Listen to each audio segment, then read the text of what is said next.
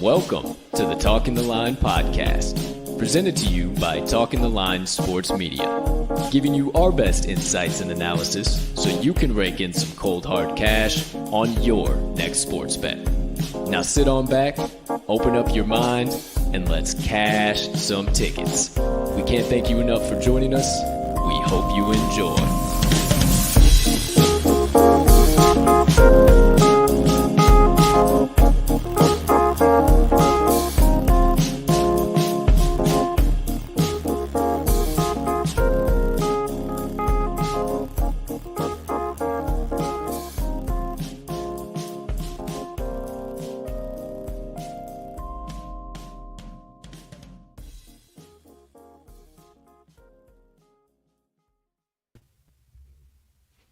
Good morning, good afternoon, good evening, ladies and gentlemen, degenerates and gamblers, far and wide.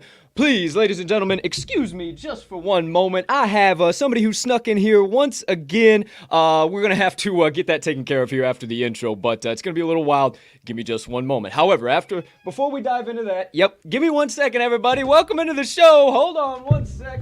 Holy shit. Come on.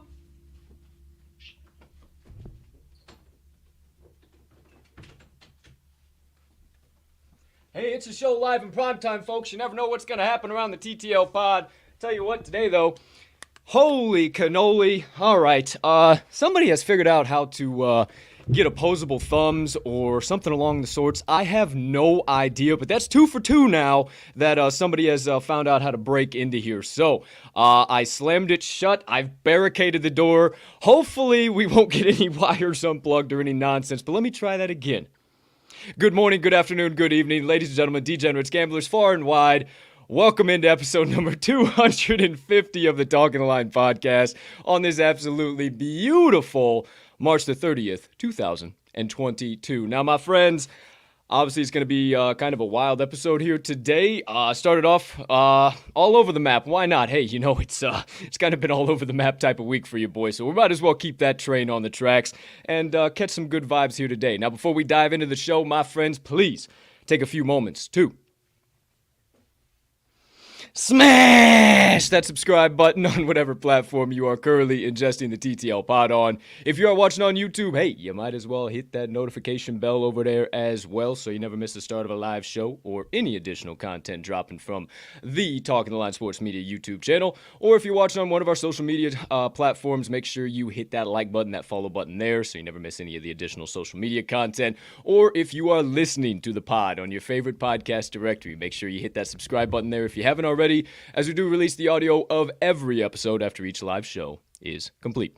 Next item up on the docket. Hey, if you could be so kind, you can find it in your heart to do so while you're watching your boy today. Maybe take an extra second to hit that other like button, leave me a comment, leave me a rating, jump on over yonder in the live chat if you are watching live. You know I love to connect with you guys live here on the show. I'll be keeping tabs on the comment section all day, or maybe hit that share button as well. Send it on over to your brothers, sisters, mothers, fathers, aunts, uncles, friends, enemies, neighbors, people who live on the opposite side of the damn globe as you, but you would refer to as a good old-fashioned ticket cashing degenerate, because that's what I am right here at the TTL Pod, and I can't thank you enough when you do all of those things, because it only helps me make TTL Sports Media bigger and better for each and every one of you. Last, certainly not least, head on over down there to this episode's description, where you will locate the Talking the Line link tree.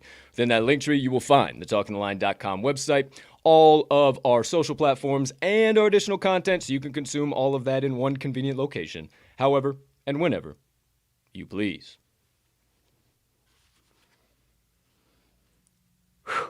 Ladies and gentlemen and beautiful gambling people, joining us, or me rather, for episode number 250 of the Talking the Line podcast, I am your humbled, honored, hyped, and always handicapping host, Cappin Colt Soroka, and I can't thank you enough for choosing to stop by, hang out, get some picks, get some insights, do a little board walking, have some laughs, learn a little bit of additional stuff along the way. Who knows what rabbit hole we might fall into. Now, I got to be fully transparent with you guys before I'm fully transparent for my best bets of the day.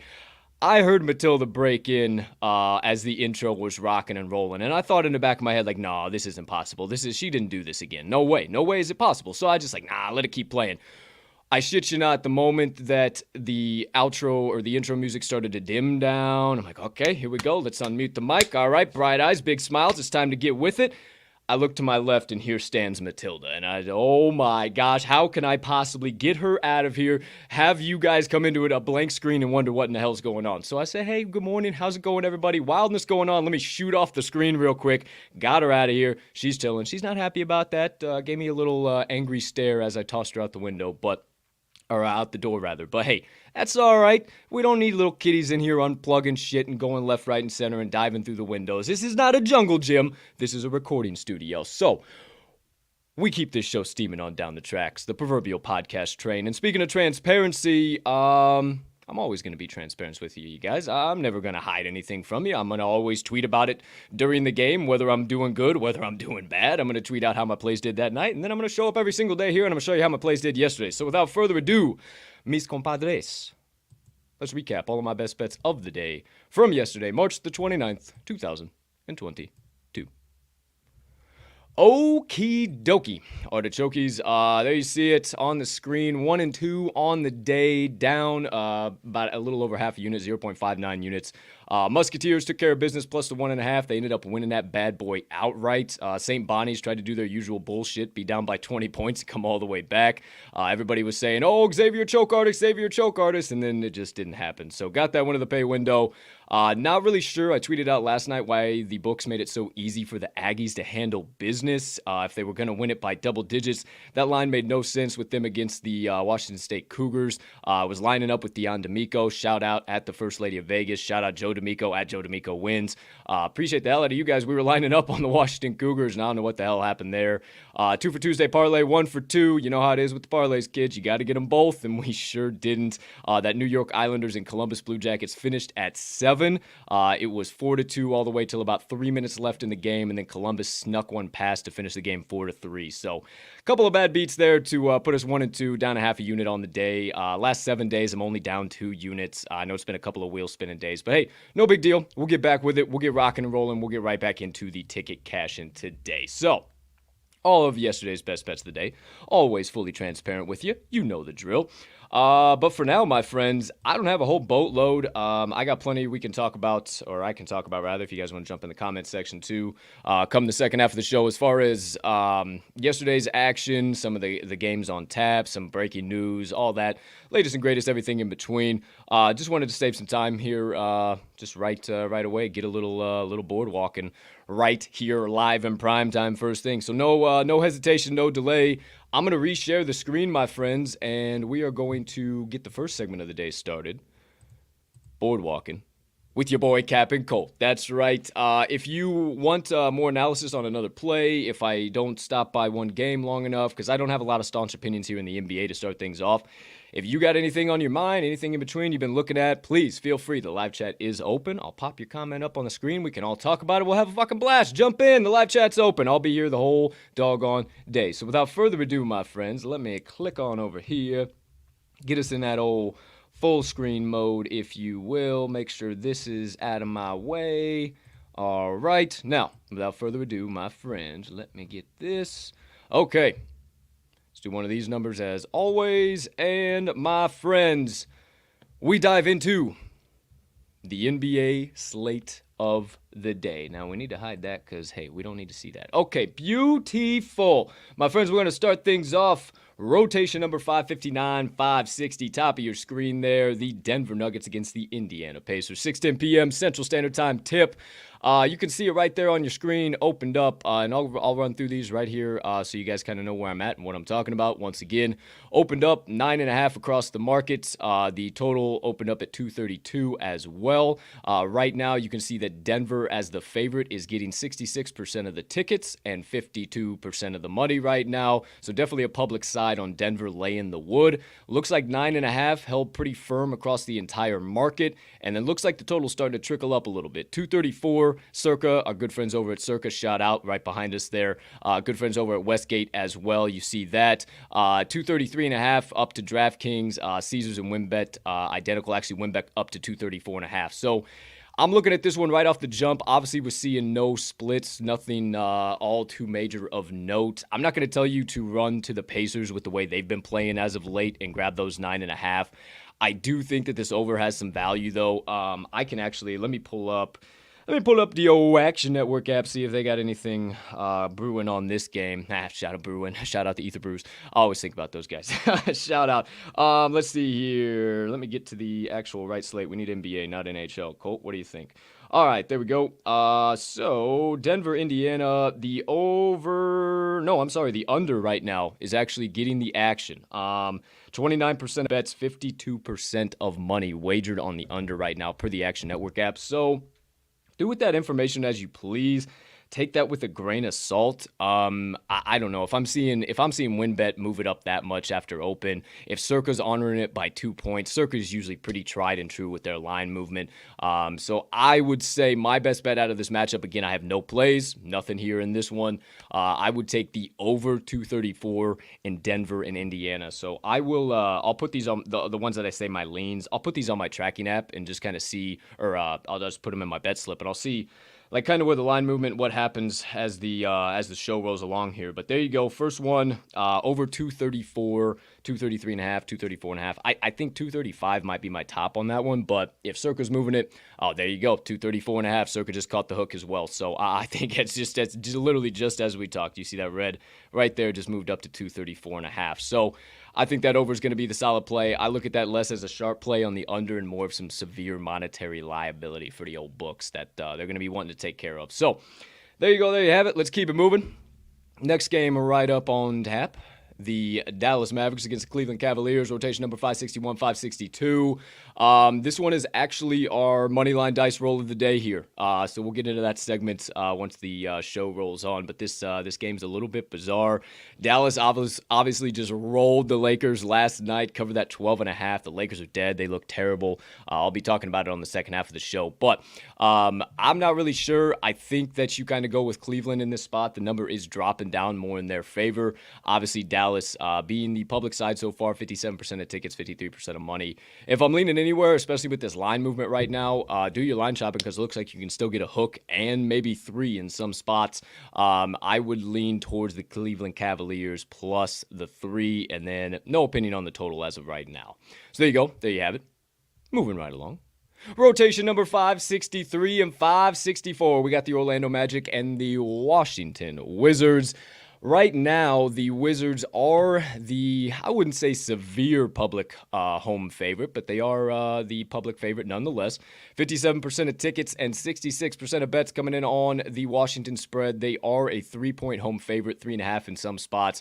Opened up at 4, so you be the judge if you seeing all the handle coming in on that favorite and that getting easy for them to cover is the right thing for you to back or not. I don't think so. I think you take Orlando, but I'm not all the way sold on that by any means. Total opened up at 222, down to 218.5 in a lot of spots. 219 looks hold firm. Does look like that under is the public favorite once again, but I don't know. If the books are kind of honoring it, I see that as a little bit more of some setup there. So I would say, as I'm having all types of damn problems with my headphones here. Hey, there we go. Now I can hear in both ears again. Son of a bitch. All right. Yeah, so that's what I would say. If I'm leaning anywhere in Orlando, Washington, I am going to lean Orlando in the points, and I would lean towards the over. I think that's a little fugazi. A lot of monetary liability coming in on the under. Next one up. Rotation number 565, 566, we got the Charlotte Hornets and the New York Knickerbockers. Right now, it did open up as a virtual pick'em. Right now, Charlotte's been steamed up all the way to the 3-point favorite. Looks like across the market, 2.5-point, kind of depend on where you're looking. So do your line shopping if you do want to get involved with Charlotte. Right now, though, even with that flip, that movement, it doesn't really surprise me. New York, 53% of bets and 59% of money wagered on their spread. So them being the home dog, that doesn't surprise me whatsoever. Anytime the Knicks play an MSG and they're a dog, you got to anticipate that the entire public and all of their brothers are going to be backing them. Now, do I know if it's the right side or not today? I don't think so. I can't really tell you one way or another. Obviously, that money isn't that severe of a monetary split. So I would tell you with this line moving up in Charlotte's favor after a pick'em at open, maybe think about backing the Hornets, but anytime I've seen movement like this, it's like, oh yeah, that's the movement you got to back. The opposite side ends up winning by 50. So the books are all backwards and confused this year on the NBA. That's why I don't have a bunch of plays, but that's where my head leans there as far as the spread goes. And the total, you see it there, opened up 226 down to 223.5, 223 in some spots across the market. So I think that under is the play. You see the under, though, is getting 60% of the tickets. However, the over is getting 53% of bets. So not super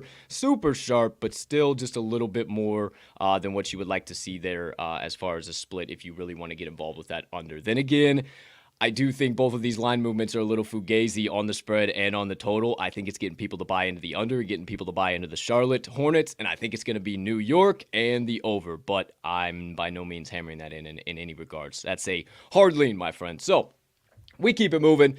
We keep it grooving. Let me take a sip of that H2O in. I just wanted to rhyme. I know that it's not H2O in, it's H2O. I understand. I just needed to rhyme. Oh, yeah, that's good. That's good. 2 hydrogen molecules mixed in with a little oxygen. They come together, go in my gullet, down, and I just feel like a brand new humming bean. So we keep it steaming on down the tracks. Rotation number 567, 568. Minnesota Timberwolves, Toronto Raptors. Right now, you can see it there. The line has dropped down. Opened up as Toronto, the 4-point home favorite, down to 3 points now. Total opened at 228.5. Looks like some spots up to 229, but for the most part, it's holding pretty stand firm at that 228.5. I would say get involved with the over if I was a betting man. Typically, I'm gonna have your eyes go over here. Typically, when you see this 57-60, somewhere in this ballpark right here, what that generally tells me is that the sharps and the public are lining up. The sharps and the public have the same kind of thought process. It's not like 80 and 80 where, oh yeah, that's just all the whole public side, everything.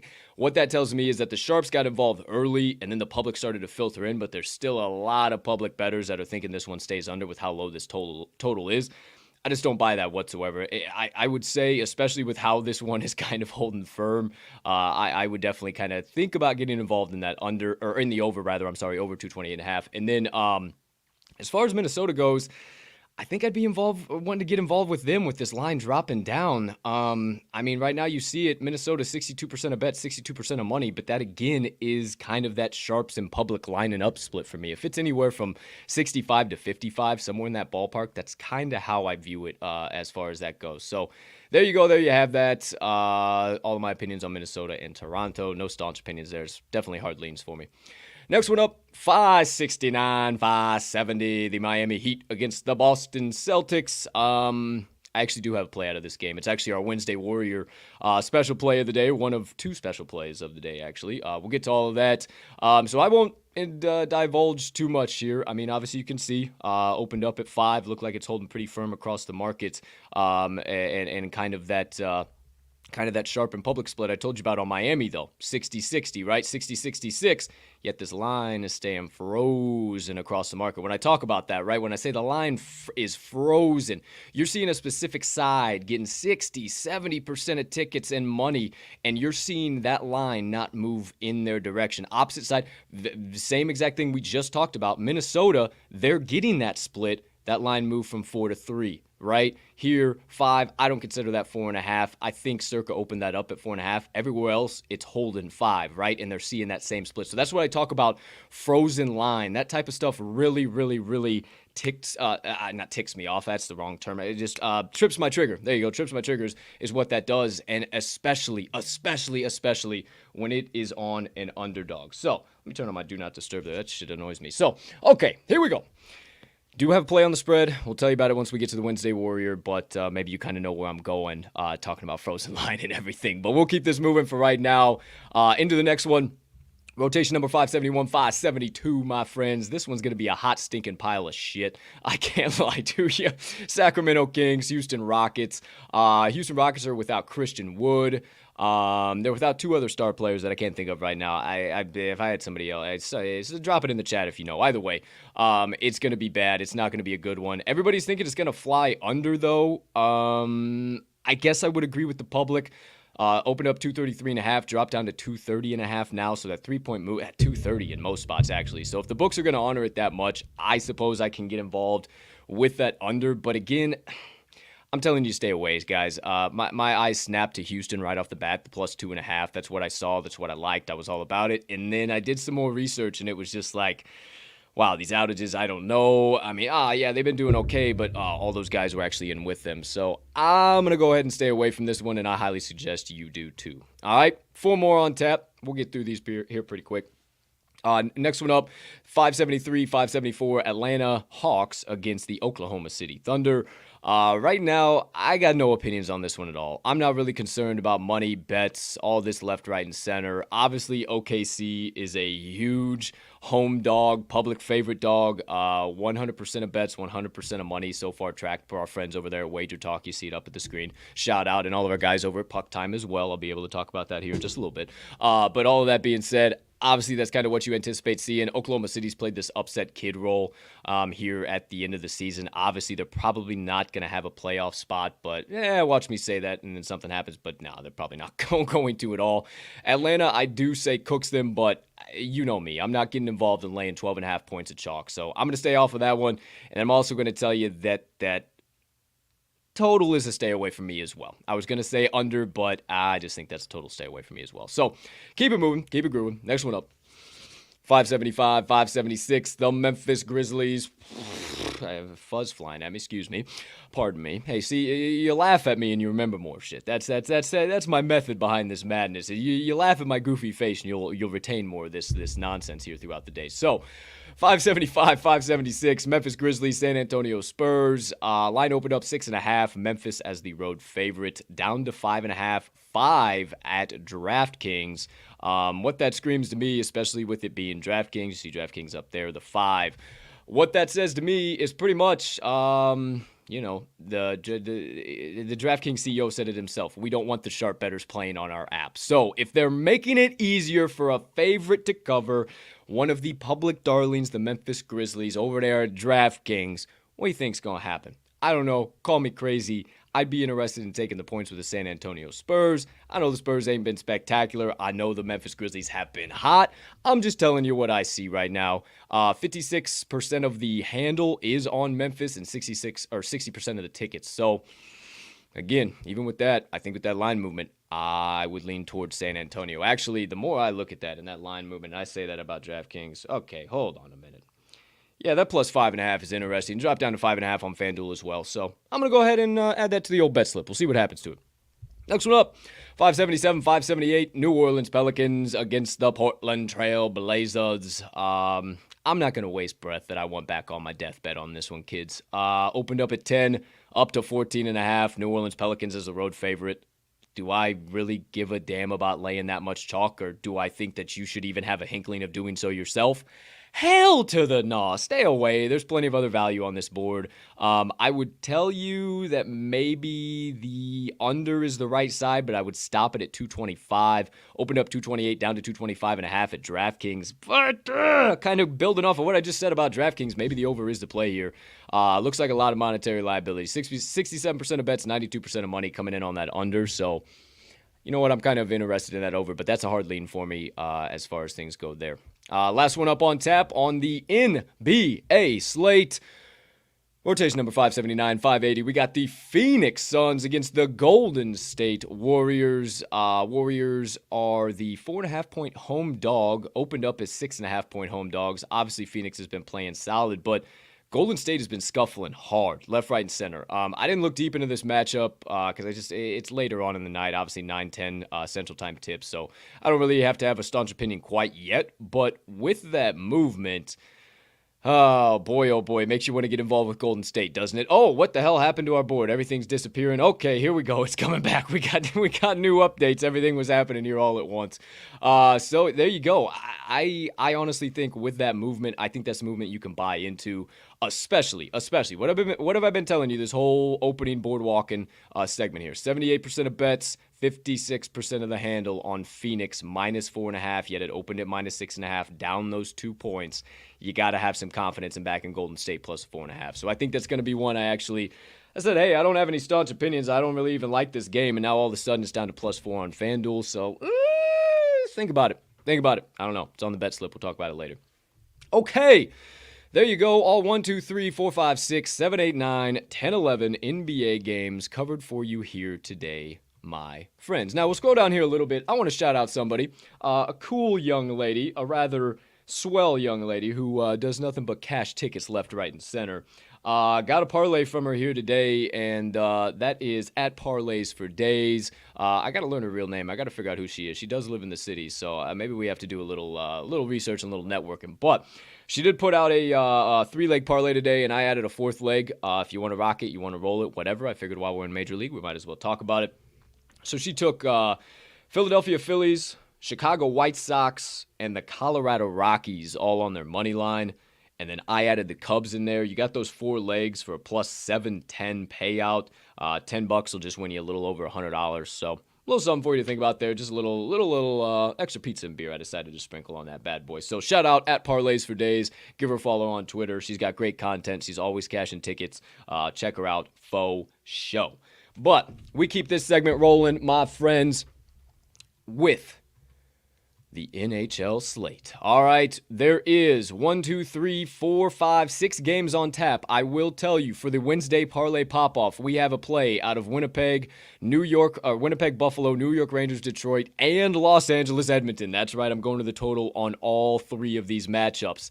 I have my best bet of the day coming out of St. Louis and Vancouver, straight play. And I have my second best bet of the day coming out of San Jose, Arizona on the total, my friends. So that leaves Vegas and Seattle Kraken, because I'll talk about everything else once we get to the best bets of the day here in the second segment. So Vegas, Seattle Kraken, I'm going to tell you just to stay all the way away from this one. I tried to find an angle. I tried to see what's up. The line does seem awful short, doesn't it, for the 2 teams playing here, and especially with it opened up minus 180 in favor of the Knights and dropping down 160 across the market.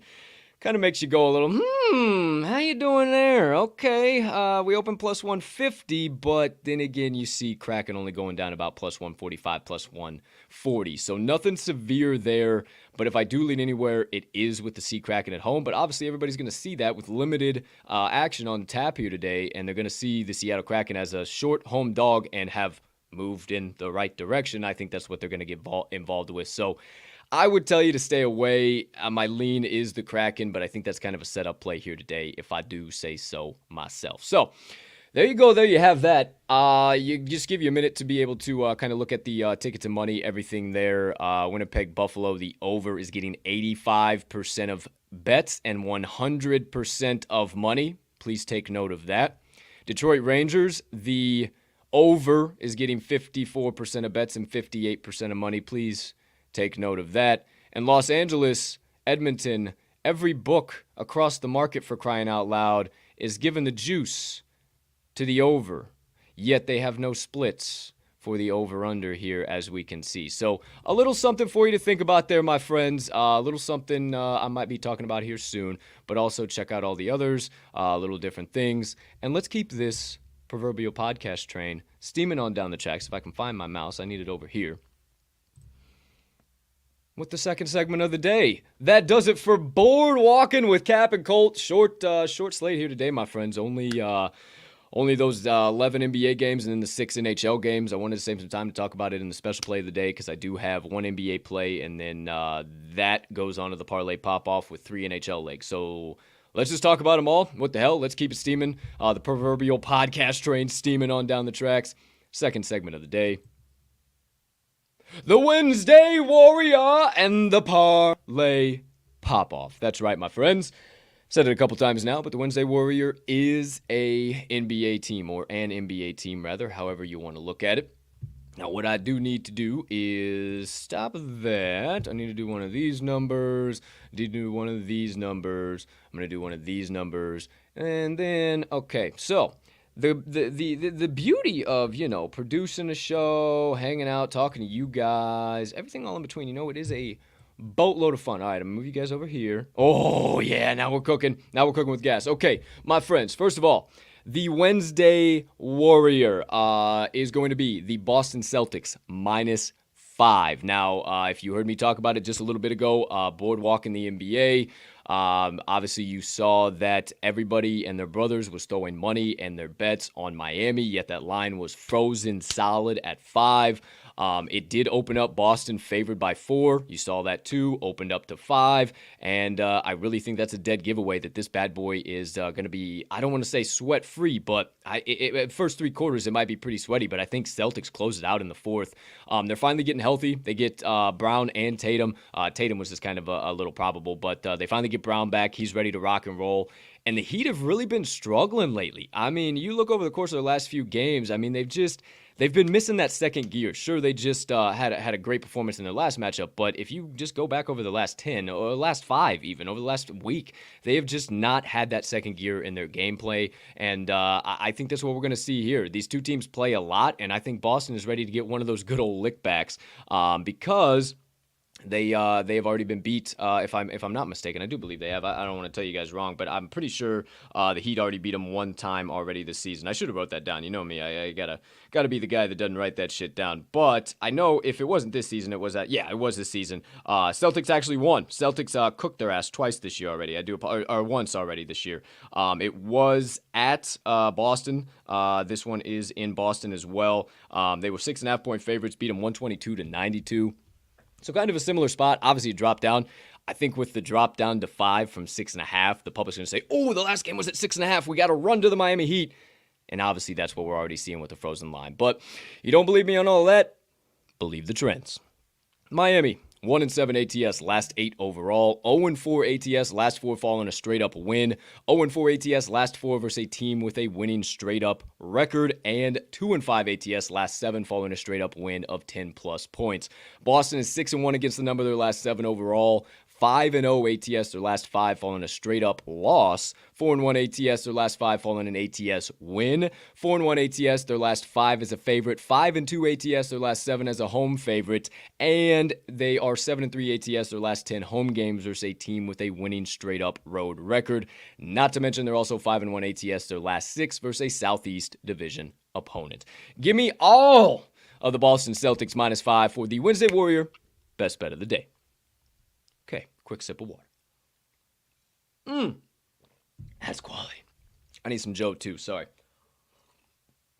You try to come up here and talk and not having anybody talk to you. You just get to fucking going down here. You gotta take a minute to take a sip. Give me a sec. Oh, that's quality. Okay. We continue on with the Parlay Pop-Off. Now, you know what I just realized is, like, I just got right into the special plays of the day, and I didn't really, like, tell you about any of my best bets of the day. So I'll get back to that here in a second. I guess I just was so excited to get to these. So Parlay Pop-Off, my friends. Add the Boston Celtics -5 onto that, and then you're going to add the Winnipeg Jets against the Buffalo Sabres under 6.5 total goals. Under is 6-2 in Winnipeg's last 8 as a road favorite. 8-2 last 10 Wednesday games. Under is 3-1 in Buffalo's last 5 after allowing 3 goals or more in their previous game. And the under is 4-0-1 in their last 5 meetings between these two teams. Third leg, you're going to take the New York Rangers and the Detroit Red Wings under 6.5 total goals. Under is 9-4 in the Rangers' last 13, following a straight-up win. 17-7 their last 24 as a favorite. 22-8 their last 30 as a road favorite, rather. The under is 4-1 in the Rangers' last 5 versus the Atlantic Division. 10-3 their last 13 versus the Eastern Conference, and the under is 21-3 the last 25 meetings between these two teams, and the under is 9-0-2 the last 11 in Detroit.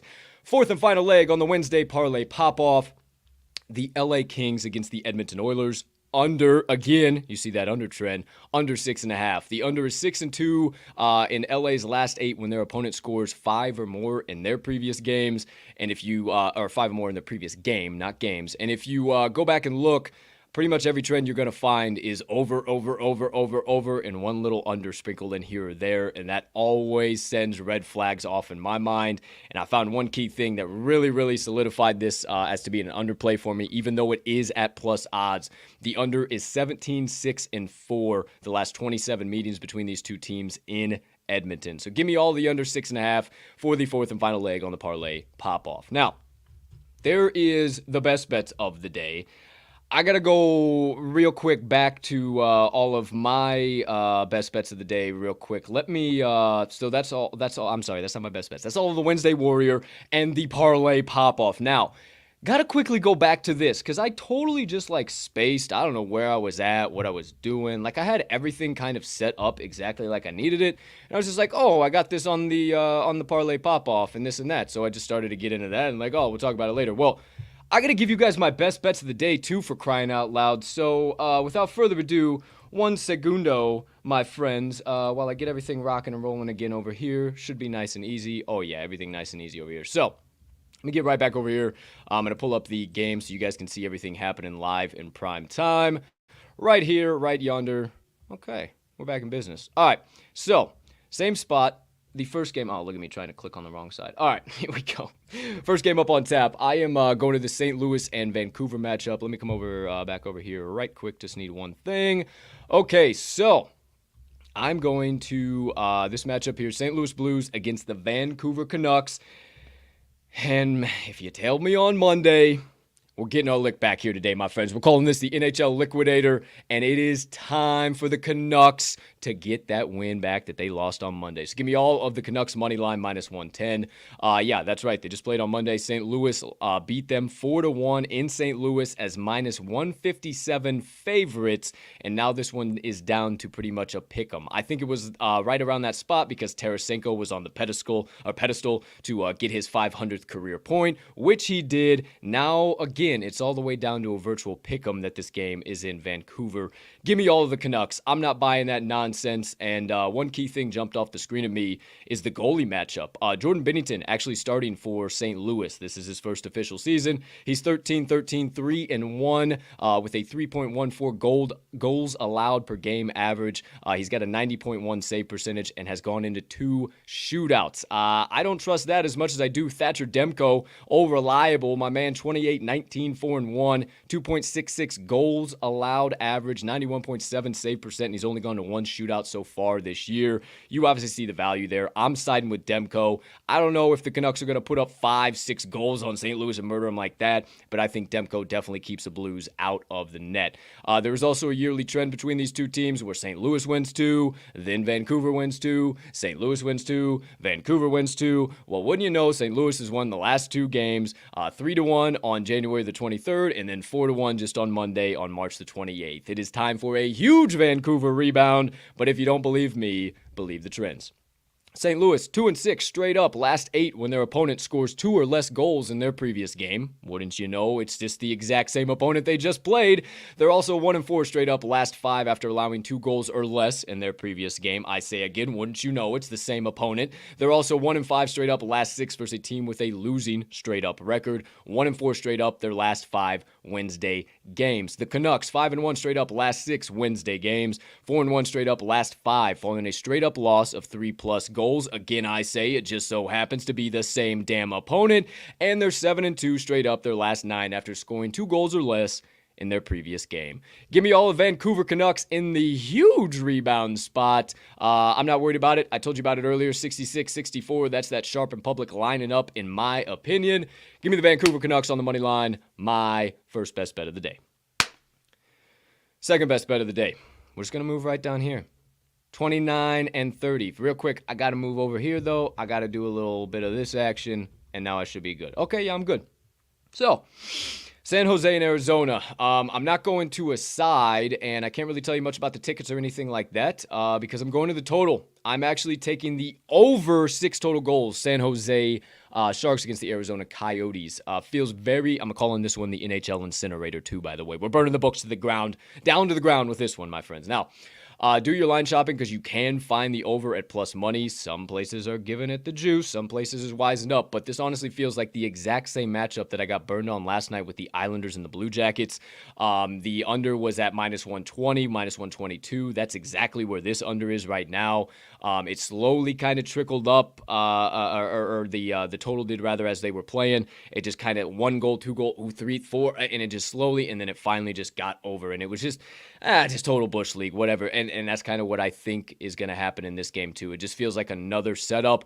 And honestly, the one key thing that jumped off the screen at me is this, that there's not going to be a whole hell of a lot of defense here today. San Jose is the 20th ranked team in goals allowed per game, 20th in shots allowed, and they are the 3rd ranked penalty kill unit in the league. However, they have given up at least 1 power play goal in 5 out of the last 6 games, so I think that's a little fugazi. They played some lackluster teams early on in the year, and they're coming back down to earth a little bit, if you will. As far as the Coyotes, 29th ranked team in the NHL in goals allowed, 32nd in shots allowed, and 29th ranked penalty kill unit in the league. So like I said, not a whole bunch of defense happening here today, and I also think the rest factor that we're going to see is pretty big here as far as the offense goes. Both teams are well rested, and there's going to be plenty of scoring, in my opinion. San Jose playing on 3 days rest, where they are 4-2 to the over in that position this season. Arizona's playing on 1 day's rest, but they're 13-12 to the over in that position. So again, both teams well rested. Look for a boatload of goals here today. But you don't believe me for the final time, my friends. Let me get that off the screen. Goodness gracious. Believe the trends. The over, 3-1-1 in San Jose's last 5 overall, 7-2-2 in their last 11 playing on 3+ days rest. Over is 3-1-1 in their last 5 versus the Western Conference, 3-0-1 in their last 4 versus the Central Division, and the over is 5-0-1 in Arizona's last 6. Third game in a 3-4 situation. You know, we love that. The over is also 3-1-1 in Arizona's last 5 fourth games in a 4-6 situation. We love that even more. The over is also 3-0-1 in their last 4 versus Pacific, 4-1-1. Their last 6 falling straight up loss to 2+ goals, and the over 13-3-1 last 17 meetings, 7-1 last 8 in Arizona. Give me all of the over 6 in San Jose and Arizona. Okay, now I can come back in the screen. I went a little bass backwards there today. Maybe that's what I'll do is I'll do a little board walking. We'll run through everything. I don't know. Maybe I'll just not be a goofy goober and tell you when I have a play out of something. We'll actually talk about it live there on primetime, and I don't just gloss over it and go into the next segment. So there you go. Now we're back on the right track. Everything seems to be good. Let me get a quick sip here. All right. Without further ado, my friends, slide on over here, and everything cooking, looking good.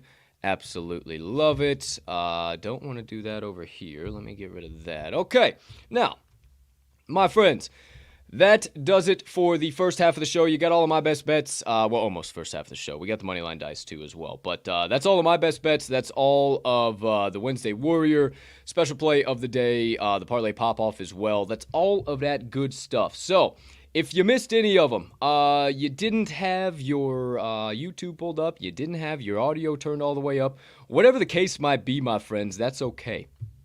Because right now, I ask you to rip out your sports books, pull out your pens, or your pencils if you're a mistake-prone human being, and your paper, or whatever mode, means, or method you utilize to take stock of the TTL, or my best bets of the day, son of a bitch. Still getting used to that, what the fuck ever.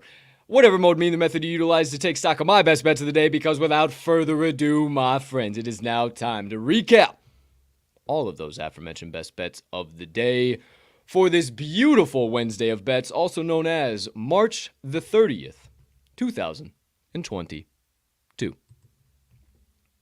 Please, so kindly turn your attention directly next to me for my 2 best bets of the day. Number 1, we're taking the Canucks on the money line, -110 right now, where I found it on FanDuel Sportsbook. And then San Jose Sharks against the Arizona Coyotes, over 6 total goals at +100. You can get plus odds if you do your line shopping. Right below that, the Wednesday Warrior special play. We're taking the Boston Celtics, absolutely red hot right now, -5. And then on the opposite side of the screen, the Wednesday Parlay Pop-Off, paying out over 11-1 odds. You see it there. We're taking the Boston Celtics -5. The Winnipeg Jets against the Buffalo Sabres under 6.5. The New York Rangers against the Detroit Red Wings under 6.5, and 3's a party, the LA Kings under the versus the Edmonton Oilers under 6.5. Got under on the brain there, my friends. Again, I see 2 straight plays. Actually, 3 straight plays with the Wednesday Warrior, and 1 special play on their way directly to the pay window to bankrupt every damn book in the land. But before they can, I need you to lock them in, hammer them home, sprinkle a little bit of dough down. Whatever you need to say, just make sure you get my best bets of the day locked in, and whatever the current best line is on your favorite sports book. Woo! Let's fucking go! I'm ready to bankrupt some books, kids. I'm ready to bankrupt some books. I'm done with the nonsense. I'm done with the wheel spinning. I'm done with the down 0.2 units, 0.5. Nah. We're sweeping the board today. We're sweeping the board today. You heard it here right now. 10:46 Central Standard Time. We're sweeping the board today. All of my best bets of the day. Okay, my friends. Also, had the good luck charm. That's been the problem. Haven't had the old puck time puck here live in prime time with me. So we got it here. Everything's all good. One final look for you guys, watching live in prime time, so you can get them all hammered in. And we move on to the next segment of the day. Today's Moneyline Dice Roll, baby. Without further ado, let's tell you a little bit about yesterday. If you did follow along, the dice selected the Chicago Bulls -3 or -4, which they covered both, and the over 222.5. They obviously won on the spread, lost on the total. So 1-1 start to the week for the Moneyline Dice. Not too shabby, 500, just about like every other handicapper out there. So we'll see if the old cubicle objects that be known as the dice can get shit figured out here today. Obviously, Obviously, you see it there in the ticker. Today's matchup is the Dallas Mavericks against the Cleveland Cavaliers, if you didn't hear me say it earlier.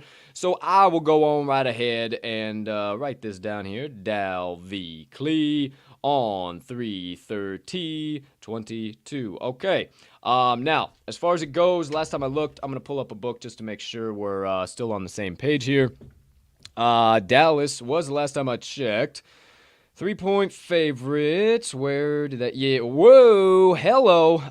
Okay. Dallas Mavericks are now down to the 1.5-point road favorite per FanDuel Sportsbook right now. minus 130 on the money line. Let me actually unplug this so I'm not just looking over here to the side. Awesome. There we go. And then also total at 214. So 214. Total was at 213 when I looked, so it has gone up a little bit. And then Dallas now down to 1.5.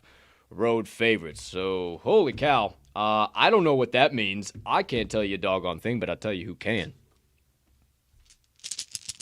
The Moneyline Dice. That's right, my friends. Well, we'll get right on into it. No hesitation. No delay today. If I don't, gee, many Christmas. Throw everything all around. Let's go over there and let's do this. First roll of the day. Home or away are we taking? The home team.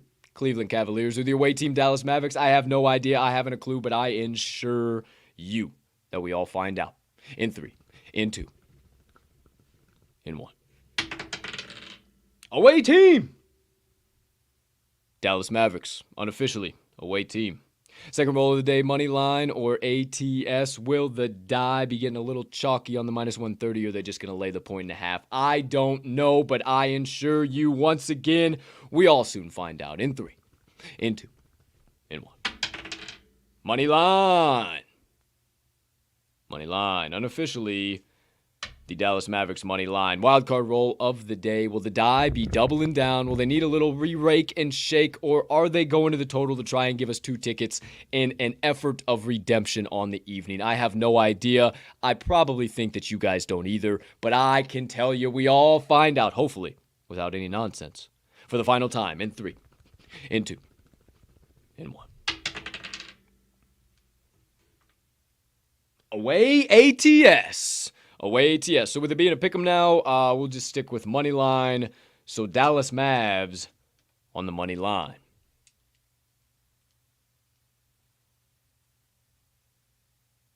The dice have spoken!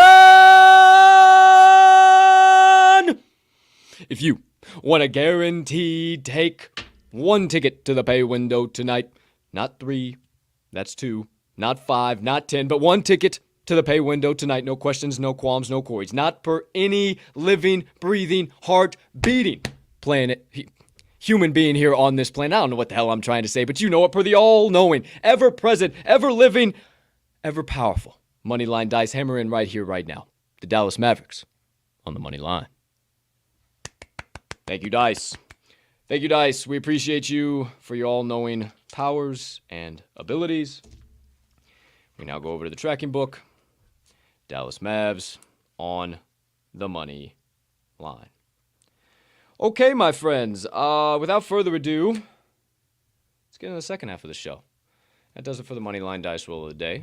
We'll get rid of all of that one more time for you listeners out there. Dallas Mavericks on the money line. All right. Also, if you want your own set of Moneyline Dice, you saw it down there in the ticker, moneylinedice.com. Head on over there. Nothing off limits. Anything gets our discount code. It is TTL10. If it is your first order there at moneylinedice.com, TTL10. Get you 10% off your first order at moneylinedice.com. Head over there. Get you a set of your own all-knowing cubicle objects and start cashing tickets just like we do.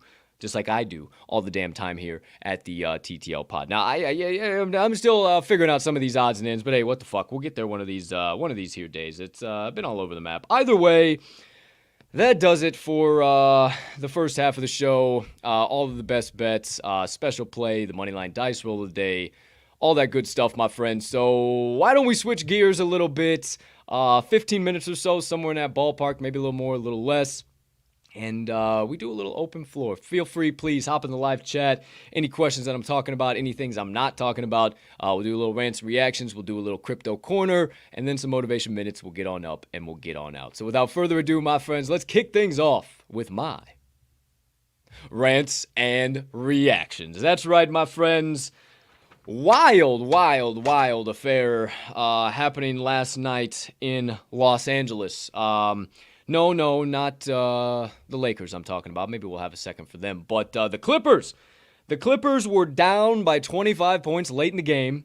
They made a thunderous comeback, came all the way back down 25, and then they got the lead, put the pressure on the Jazz, and in a Chris Webber-esque moment, old Donovan Mitchell calls a timeout when there's no timeouts, and the Jazz get a tech, put a couple of free throws in the basket, and we seal the deal. Jazz bettors all over the place, crying their hearts to sleep last night. Absolutely brutal beat left, right, and center.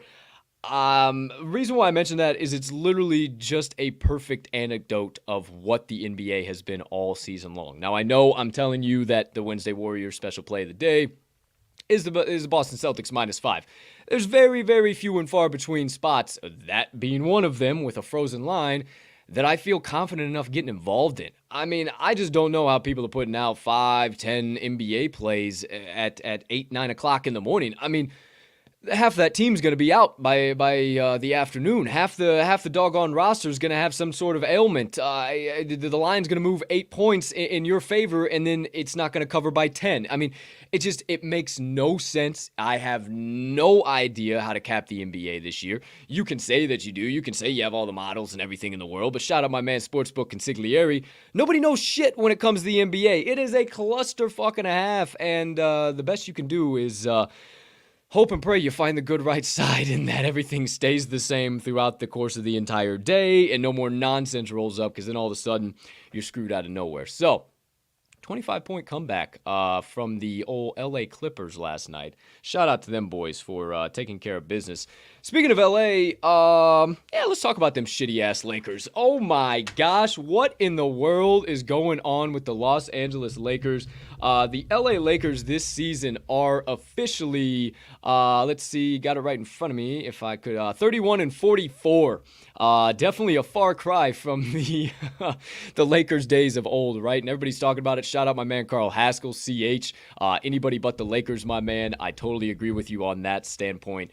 It's kind of seemed like the Lakers tried to have one more hurrah, one more superstar team, and it bit them in the ass. And I watched a video the other day. I should have reposted it. I should have found a way to repost it and gone all the way through it. But I don't know.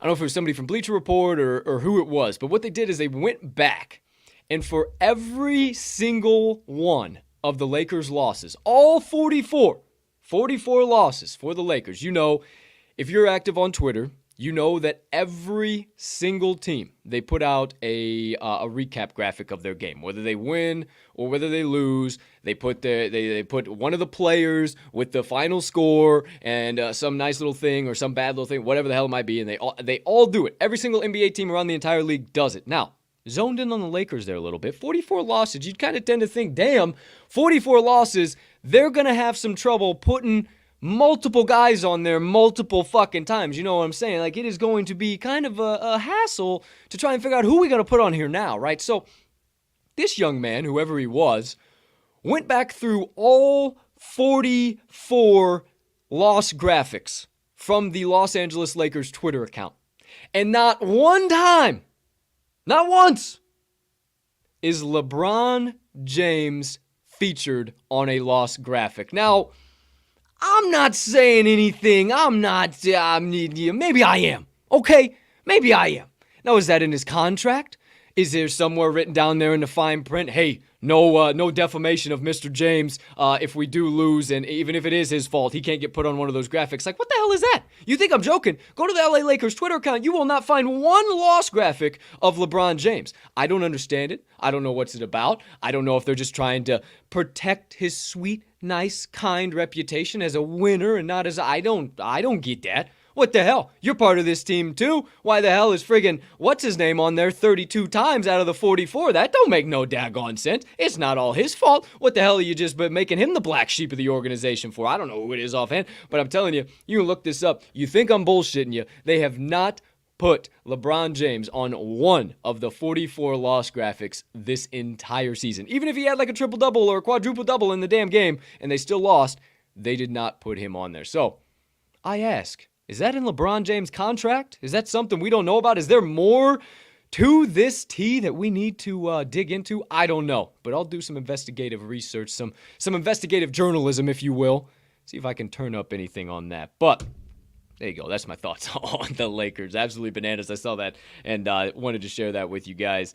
MLB is right around the corner. Tweeted it out this morning. I am juiced for MLB to be right here. I've been following, like, not that I already wasn't, but just like getting back into the flow of all my Cubs accounts, the Cubs Zone, Dom. I know I'm missing a million of them, but just getting back and seeing them all tweeting again, because they just like kind of go under a rock and they don't tweet and they don't do anything. Me, I'm 365, baby. It's every damn sport for this guy. So when these guys start coming out of the woodwork again, it's like, oh yeah, it's about to be some damn fun time. So if I'm not mistaken, opening day is next Tuesday.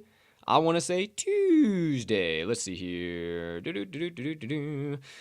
Let's see here. It is.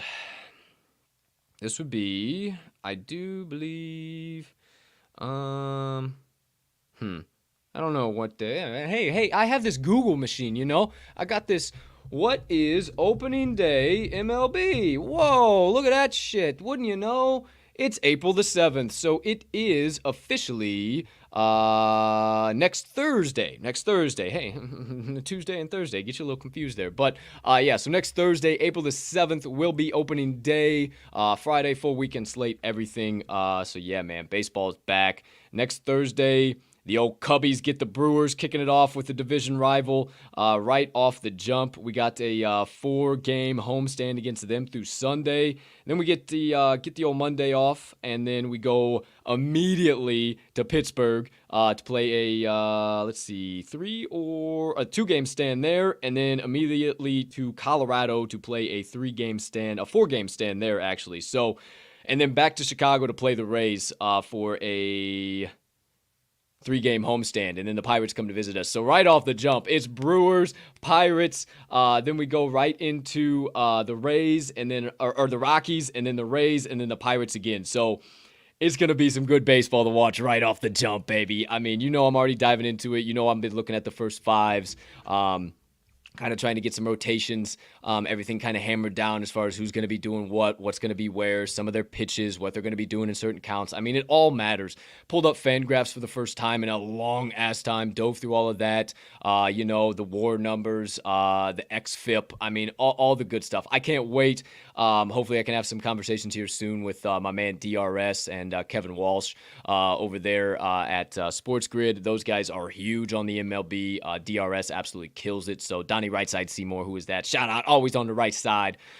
So can't wait. MLB right around the corner, my friends. I think probably starting beginning next week, well, especially if there's like slates like this and shit, like if like I found value today, great, awesome. If I don't find value, like we might as well just look a little bit ahead, because then we got 100 plus games, and then we'll be locked in for the foreseeable future. So there you go, there you have it. All of my rants and reactions, I think. Let me check breaking news. Nope. No, sir. No. No, I think we're good. Nobody knows. Trying to see if we got any birthdays. No birthdays. If it's your birthday, jump in the chat. I'll sing you happy birthday here live in primetime. No. Fuck. Okay. Nothing. I guess they weren't trying to get me ranting. I ranted too much yesterday. The UFC put a stop on all on all news for today after that rant I dissed out yesterday. So, my rants and reactions, my friends. Quickly, let me get a sippy sip. Dab up the spillage, because I'm obviously still a child and need a sippy cup here live on set. Let's move into the next segment of the day. Second segment of the second half of the show. My crypto corner. All right. So, shouted out some projects yesterday, right? Talked about some stuff. Maybe that kind of started spinning some wheels in the background about some other shit. Who knows? Who knows what might be coming up here around the corner for Talking the Line and the NFT space and Web3 and who knows? Who knows? But that's not what I'm here to talk to you about today. I wanted to start baseline. I mean baseline of the baseline. Because so many people I know that tune into this show, tune into other shows, or maybe just see my content on Twitter or any of my social medias for that matter, and see that I am an NFT holder and a holder of a lot of NFTs, and I change my profile picture all the time. And some people ask me, but I think some people are still too scared to ask me. So I view it as my duty to dox myself, because most people won't dox themselves in this space. Why the hell don't I dox myself, stare at the camera, tell you I am a passionate NFT holder. I am extremely passionate about this space. It was a hobby that has turned into a love of mine. I love the people. I love the future. I love where it's going. You can get in the space right now and people are going to tell you the exact opposite. But that's why I love it, because there's going to be those people in everything that, oh, the sky is falling, oh my gosh. But the main thing is to not worry about that and to just keep pushing. Like, there's always going to be paper hands in projects. There's always going to be diamond hands like me. There's always going to be people that buy and they're never going to list a fucking thing that they have, unless everything in the world was falling down around them and they needed some money scraped up somewhere. That would literally be the only reason. And you're always going to have those people that, they said this was going to happen tomorrow, or yesterday they said this was going to happen today, and it didn't happen. Oh, well, I guess it's never happening again, so let me list this for $500 cheaper than what I minted it for. Like, it just, I don't get the rationale, but with this knee-jerk reaction of today's society, and then you amplify that with the NFT space, it's what's going to happen. And if you're getting kind of sick and tired of that shit, all these turn and burns, these flips, all that shit, like, just stay patient for me. Like, just stay patient and get involved in these super communities. Like, if you see the communities that I'm involved with, what I'm doing, hanging out, this, that, and the third, like, I promise you, I'm involved in the right communities. It's not in the communities that are trying to just fucking make $1 million and then rip the rug out from underneath your rug, pull your ass, and then go on about their lives. That is not what I'm involved in. I'm involved with people that see the future and have access to other people that even see further in the future. And I mean, the people and the friends and the connections that I've made in this space are beyond me. Hey, shout out my man right here, right now, Tim Cook. You guys might know that name, being fans of sports. Maybe the Oregon Beavers, or maybe the Jacksonville Jaguar down there, Duval. Maybe you watched little Guardians. I don't know. Whatever you watch. Maybe you watch some CFL. You saw him there too. I don't know. But my man Tim Cook is one of the realest, humble human beings that you will ever come across in your entire life. And I've just had so many good quality conversations with him that I would never have had if I didn't decide to buy an NFT just one day. So I tell you all of that, and you say, but still, why? What the fuck? Cool, awesome, great, Colt. I can watch you here and get good vibes. What does that do for me besides just some investment? I'm glad you asked. I'm glad to tell you. What is an NFT? An NFT is a non-fungible token. Let's get out the difference first things first. What the fuck is fungible and what the fuck is non-fungible? Fungible is an item or an object or a good that can be traded for the exact same thing. Gold equals gold, dollar equals dollar, etc., etc. You see that. You go to your local store and you can buy bananas. That is your fungible asset, bananas for $1. Like, that is your fungible, like a banana equals a banana. Like, that is everything equals, like $1 equals that. Like, that's your fungible side of things. Now, the non-fungible side of things, there is a unique item that can't be sold with itself. One does not equal one. One NFT does not equal the other NFT, but can be sold and traded for other intangible items like Ethereum or Solana, or now the Coinbase is starting to pop off. All of that, or Crypto.com, all of that's starting to pop off. Now, that is the general premise behind it, right? It's this one-of-one art that there is no banana equals banana. There is no gold equals gold. Now watch, every time you think about this, you're going to say banana equals fucking banana. Okay, I get it. Okay, I'll fucking get it. So non-fungible token. What's the point of holding that non-fungible? Why is that uniqueness so important in where we're going and what the future of Web3 is? Why is that so important? Because think trading cards.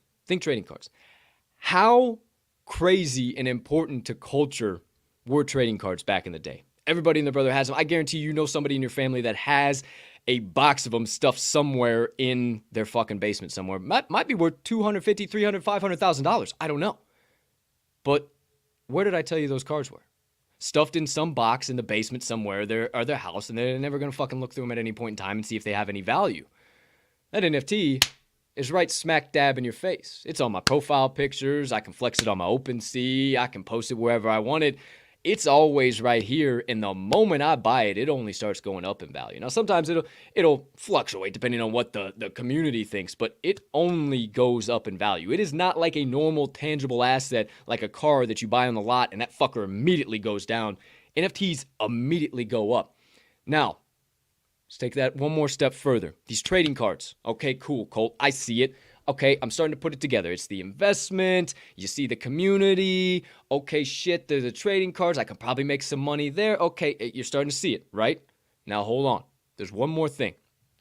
These trading cards, they get you access to that community, but specialized things within the community, in-person events, concerts, meetups at a bar, whirly ball for my Chicago fans out there. Hey, shout out everybody out there. Those are just examples. Maybe there's a tokenomic system within your NFT that by holding this NFT for every 24 hours, let's for instance, like I have one now. For every 24 hours I hold this bear, I get $10 in toys, in their in-game token, or 10 toys. And it's very, very minuscule, but that allows me to do stuff inside of their world that nobody else can do. Buy their merch for completely dollarless free, but utilize their in-game token. So I am able to have so much access by just holding this trading card instead of putting ceramic on it, sticking it in a shelf somewhere, and, oh, hey, that's worth $1 million. Cool. What the fuck else does it do for you? Exactly. So, hope you had some light bulbs. Hope some shit going off. The difference between fungible and non-fungible, kind of the whole point of NFTs. And there is so much. Like, I could go down another 15 minutes, another hour. There is so much that comes out every single day. If you just get curious, and start doing your own research, that's all they talk about in this space. Do your own research and start formulating questions and pop in a space and ask somebody something that knocks their fucking socks off. Watch how fast you take off in this space. They notice it because it's the future. It's the new. The Web 3 is here. We're in Web 4 for crying out fucking loud. I mean, and that's all I can say, guys. This is the time. So I hope that gave you a little bit of something to think about. Just wanted to start baseline. And again, I said I'm going to tackle a topic or like maybe an NFT 101 like that. Like maybe we do, hey, how to set up your fucking MetaMask account. Maybe we do that tomorrow. You know, just some basic NFT 101 stuff. And I got some other stuff in the background cooking with this crypto corner. This might turn into a whole nother show in and of itself as a part of the TTL Sports Media family. I've been talking with for you fans of crypto out there in the NFT space, I've been talking with some big names in the space, trying to get them to dox themselves, maybe make some other content. We'll see what's good. We'll see what happens. But as far as today goes, there's my lesson, my NFT 101, and my crypto corner of the day. All right, my friends, let's wrap this thing up. Get on about the rest of our days here. 10 minutes after the top of the hour. I'm gonna get a little better. If I didn't have to go back and give you guys all my best bets of the day, I think I would have been right about an hour here at this point. But hey, there's a little nonsense, no big deal. But it's 11:11. Make your wish. How about that? I always seem to take a break right at 11:11. I don't know if just something's cooking here, guy. I don't know, but just stay strapped in. This rocket ship sure feels like it's about to take off at some point in time, but the old boosters just keep heating up. So stay tuned. We'll see what's up. But quick sip. What else do I got today? Yeah. That's about it. A little motivation minutes. Let's get a little inspiration and motivation in our systems here that we all can use. Even I can use, probably hear my own words. Excuse me. And we'll get on up and we'll get on out. Hi, T. We'll see you soon, if you heard that. It's now time for my motivation minutes. Now, my friends, I heard this, I think flipping through Instagram the other day, and I just where this guy was at, and like I started to formulate my own thoughts, and I was like, well, this is a whole motivation minutes topic. Like I can totally talk about this. So what I want to talk about today is discipline and being disciplined in your life. And I wanted to ask you a couple of questions, or I guess pose kind of a couple of statements just to kind of get some thought going and kind of, I don't want to make you feel dumb, but maybe it's a slap in the face you need. I don't know. Now, tell me why Tell me why. When your boss tells you to show up to work on Friday at 7 a.m. on a Friday, knuckles dragging, fuck this fucking bullshit, I hate this job, oh, fucking shit. When your boss tells you to show up and you're doing that, you look just like that, do you still show up at 7 a.m. or not? Okay, I know the answer, but you keep that to yourself there. Now, you got a doctor's appointment, 2 p.m. Yeah, a doctor's appointment coming up. Let's go a little bit. Let's go a little different than that. Let's go a deadline. Let's go a deadline at work. Something more along those lines, right? Boss says, hey, I need this. I'm gonna give this to you to kick off the week. I'm gonna need you to do a little work over the weekend. I'm gonna need this Monday morning, 8 a.m. sharp on my desk. You gonna do that? Or are you just gonna blow it off and hope that come Monday it magically did itself? I think I know the answer, but again, go ahead. Keep that to yourself. So let me ask you this question. Why the fuck do you think it's okay that when you have an idea to shoot a YouTube video or make a podcast or start that small business or pursue that passion or put that goal on paper, why do you always say, I'll do it later? Why do you always say, why do you become a hubba guy or gal? Why don't you treat yourself with the same exact respect that you treat your boss with or your manager or whatever the case might be? And this got me down the track, and I hope that had a eureka moment for you there, you guys, because that's where it was for me.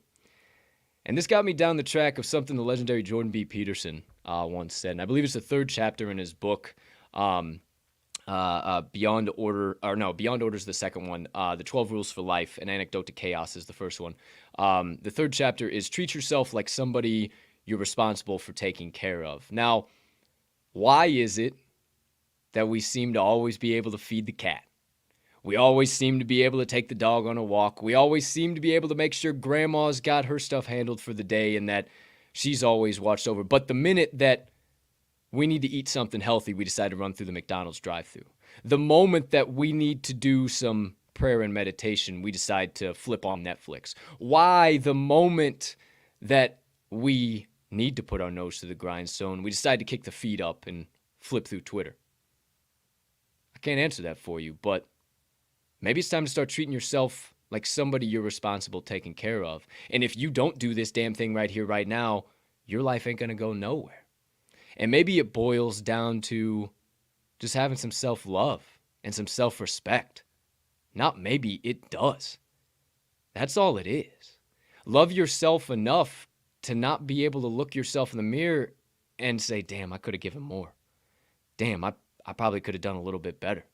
Have enough self-love for yourself that you don't want to feel that way and you don't want to look at yourself in the mirror and say, yeah, damn, you definitely could have gave more, dude, huh? Or dudette. Have that self-respect. Realize that nobody's going to fucking pull you up by the bootstraps and do it for you.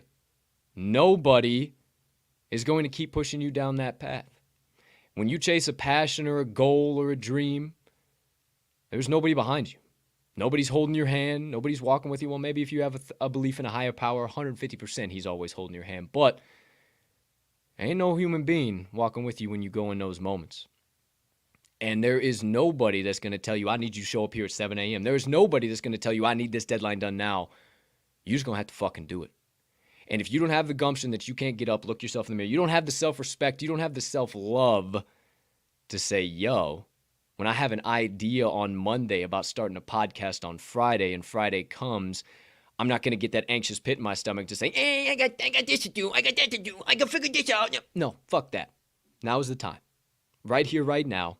Stop coming up with excuses and start treating yourself as your own boss. If you told yourself to start that damn podcast and it needed to be on your desk at 7 a.m. sharp Monday morning, wouldn't it be? I'll leave you with that, my friends. And I close out my motivation minutes of the day. Whew! That one got me. Holy shit. Hey, I hope that one was good stuff. That one got me, for crying out loud. I heard that one the first time. He was just kind of, the guy, I just heard kind of the thought process of like your boss telling you to show up for work. Like you would be, No matter how bad your knuckles are dragging on Friday morning, pissed off, angry at the world, and your boss tells you to be at work at 7 a.m. on Friday morning, your happy ass is going to be in that chair at the desk at 6:45 probably. So what's the difference between you and you? That's all it comes down to. It is you and you. Have some love, have some self-respect, and watch the barriers fall down. Okay, always a little additional sprinkling on there, my fault. But for now, 18 minutes after the top of the hour, I got shit to get into. I got nonsense to dive into. I got viral nonsense, IRL nonsense. Who knows what type of rabbit hole else I dive through here today? What I do know, my friends, is it's been a while since the old Wise Words podcast has come across your airwaves, but not no more, my friends. Today, it's back live in prime time right here on this YouTube channel. Please hit that notification bell over there, the subscribe button too if you haven't already. 12 p.m. Central Standard Time, the Wise Words podcast drops. Featuring, I'll tell you just because you guys are watching, the legendary Jim Root. He is the man, college basketball analyst, sports betting analyst, has his insights featured with the Action Network, PicksWise, Better IQ, Fade the Noise. He is part of the three-man weave that comes out of Chicago, Illinois, if you guys are familiar with that. Basically, college basketball safe haven. So me and him just literally, like, you know me, college basketball, me and him just literally, like, got half chub talking about college basketball for the entire show. It's absolutely electric. Speaking of chasing your dreams, your passion, we got kind of in that rabbit hole, too. He gave some awesome thought, because if you don't know who that is, he is a younger guy. He's closer, I think he's 27 or 28. I think he's a couple of years older than me. Either way, absolutely electric show. Talk Final Four too. Both matchups. Talk national champion. Talk betting in general. Got down some other college basketball rabbit holes. Life in general. I mean, it's a hell of a show. Obviously, it's gonna be a little different than what you're typically used to seeing, much like this show too, but hey, that's all good. I'm gonna tell you, it was a fucking electric factory. I went back and watched it last night again for the second time, and it's good stuff. So there's my one announcement for the day. 12 p.m. Central Standard Time, Wise Words Pods drop, and then it'll be on all major podcast directories right after that, and then sometime around 1 Central on the TTL Twitter page, you'll see the clip compilation, everything drop out there too. So there you go. There you have it, my friends. Sure seems like episode number 250 of the TTL Pod, if I do say so myself. So without further ado, my friends, ladies and gentlemen, degenerates and gamblers, far and wide, for myself, your humble, honored, hyped, and always handicapping host, Cappin Colt Soroka. I can't thank you enough for choosing to stop by and hang out with me today. I know I say it all the time, but you guys' love, your energy, your positivity, your retweets, your comments, your shares, your subscriptions, your views, everything you guys do for me, like, it means the world. From the bottom of my heart, like, I am just a humble dipshit that shows up every day and that has a severe passion about cashing tickets and talking about sports and sharing the insights that I have and just being an edutainer. I just love when one of you guys hits me up and say that you were fucking rolling, you were laughing about this. I said, like, I don't even remember half the shit I say. Like, again, I am just a dipshit that shows up here every day that just wants to make an impact and wants to make a difference. And you guys sharing your time and your energy with me is more than I could ever ask. I'm not going anywhere. I ain't fucking leaving.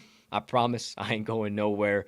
We're going to keep making this thing bigger and better. And who knows? Who knows what tomorrow looks like? Who knows what next week looks like? Who knows what next month looks like? But I don't fucking care because I love you guys and I love all the support that you've given me. So thank you. Thank you. Thank you. Thank you from the bottom of my heart.